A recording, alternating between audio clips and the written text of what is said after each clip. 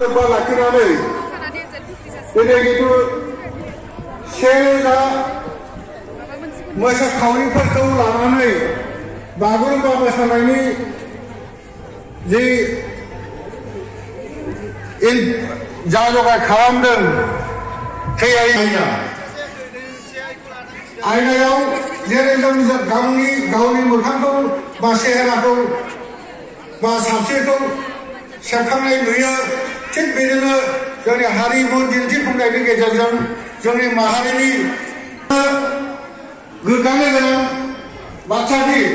जोंनि बे बागुरुम्बा मोसानाया जोंनि बर' हादरावल' नङा बिटिआरआवल' नङा भारतबर्षआवल' नङा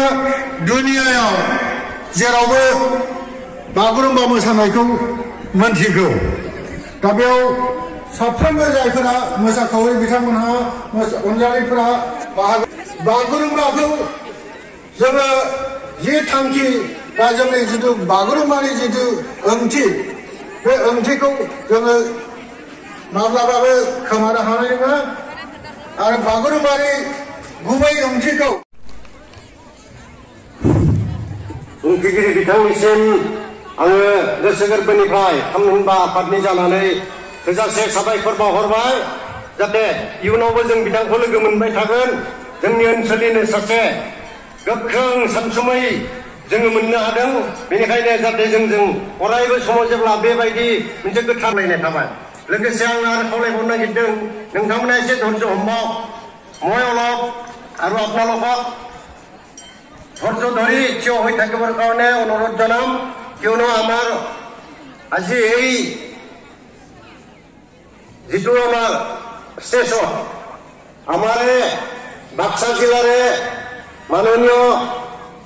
কৃষ্ণ বৰুৱা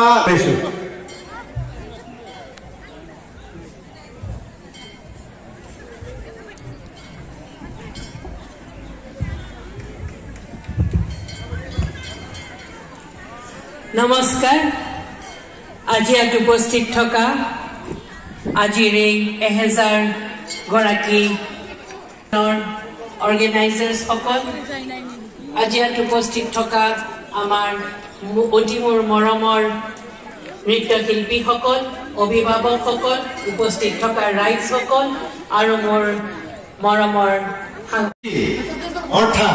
আজি যিখিনি মানুহ সমাগম হৈছে আজি যিখিনি নাচনীসকল ইয়াত উপস্থিত হ'ব পাৰিছে তেখেতসকলক বাইদেৱে যি নিজৰ চমু বক্তব্যৰ মাজেৰে যিখিনি ভাষণ ৰাখিলে তেখেতলৈ মোৰ আমাৰ এই অভ্যৰ্থনা সমিতিৰ তৰফৰ পৰা আন্তৰিক শত সহস্ৰ